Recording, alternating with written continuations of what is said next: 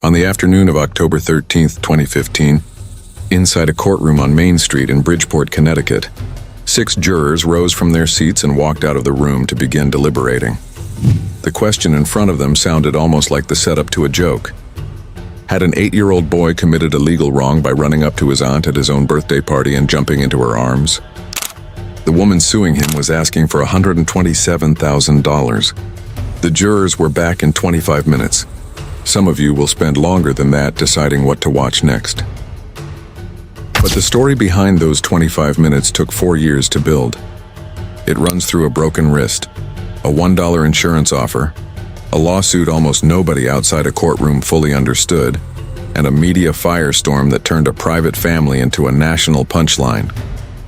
Almost none of it is as simple as the headlines made it look. This is what actually happened, according to court records, sworn testimony, and the journalists who covered it as it happened. The date was March 18, 2011. The place was Westport, Connecticut, a quiet, affluent town on the Long Island Sound, about an hour outside New York City. A family had gathered at the Tarala home to celebrate a birthday. Sean Tarala was turning 8. Among the guests was a woman named Jennifer Connell, a human resources manager in her 50s who lived in Manhattan and, by her own account, had no children of her own. In nearly every account of this case, in news coverage, in courtroom testimony, and from the family itself, she is described simply as Sean's aunt. Sean called her that. She called herself that, but both ABC News and CNN later reported a more precise detail. Connell is actually a cousin of Sean's father, and aunt functioned in the family as an honorary title, not a biological one. It's a small detail, but it matters because much of the public anger that would later follow this case was aimed at someone the internet assumed was a much closer blood relative than she actually was.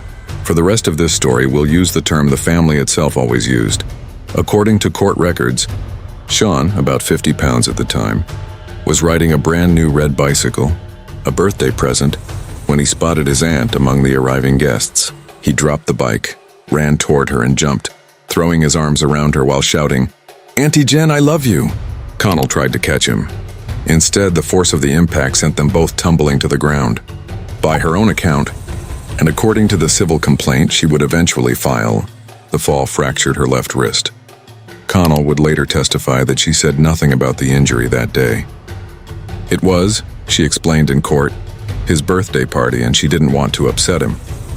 But court documents indicate the injury was serious enough to require ongoing treatment. Her attorneys later stated she underwent 2 surgeries, with a third considered a possibility.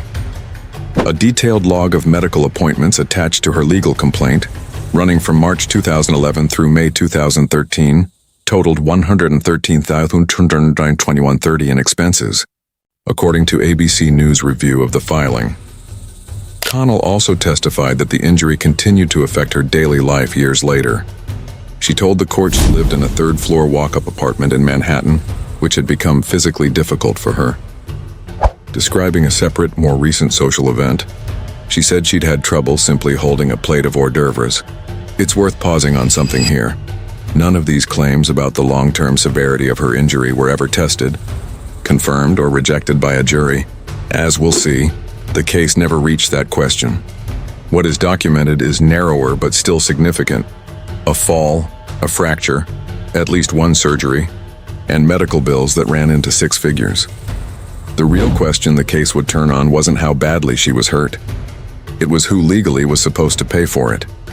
This is where the story most people saw on social media starts to diverge sharply from what actually happened in court. According to Connell's law firm, Jane Chill and Beckert, the Tarala family's homeowner's insurance was approached to help cover her medical bills. Their opening offer, according to a statement the firm gave to multiple news outlets, was $1. To understand what happened next, it helps to understand a quirk of how personal injury law works, not just in Connecticut, but in most of the United States. A plaintiff generally cannot sue an insurance company directly over a homeowner's liability claim. The law requires suing the person the policy is meant to protect. In this case, that meant Sean Peter Kokenberger, an insurance law specialist at the University of Connecticut School of Law, told CBS News this is standard procedure. If a negligence claim is tied to someone's home, The individual, not their insurer, has to be named as the defendant. If a jury finds that person liable, it's the insurance company that actually pays the judgment. Kochenberger also noted another possibility worth mentioning.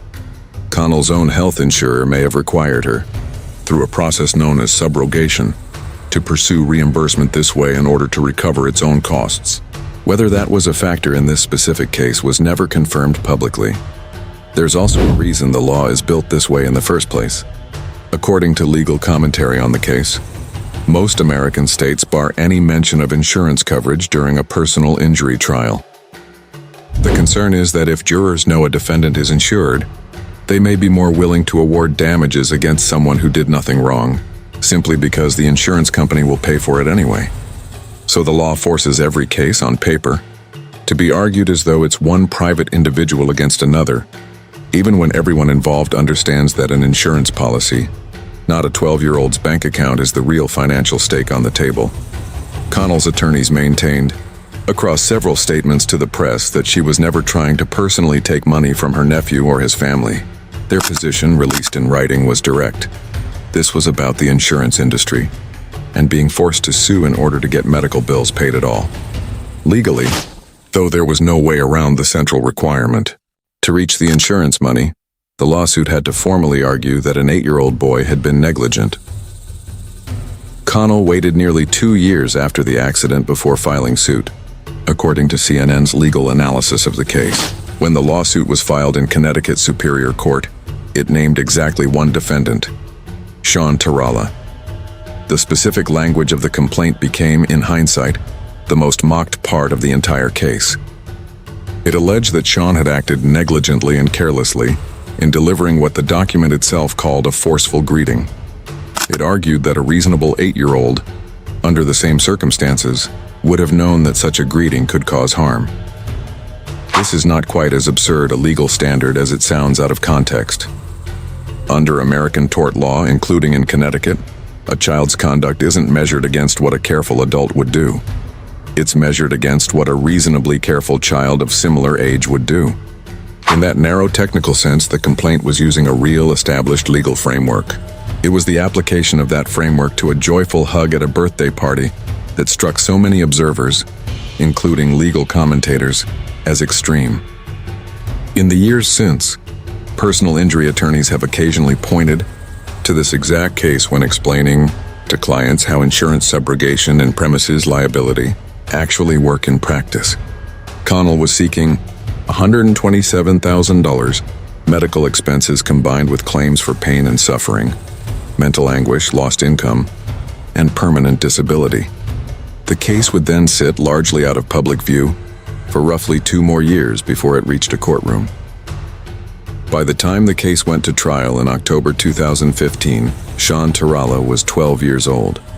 The boy on the brand new red bicycle was gone. In his place was a preteen sitting in a Connecticut courtroom, listening to a woman he called his aunt argue that he owed her more than $100,000 for something that happened when he was 8. The family had also changed in another way. Sean's mother, Lisa Tarala, had died the year before the trial. His father, Michael Tarala, sat beside him in court. On Friday, October 9, 2015, Connell took the stand. Journalists covering the trial reported that Sean appeared confused as he listened to his aunt testify against him.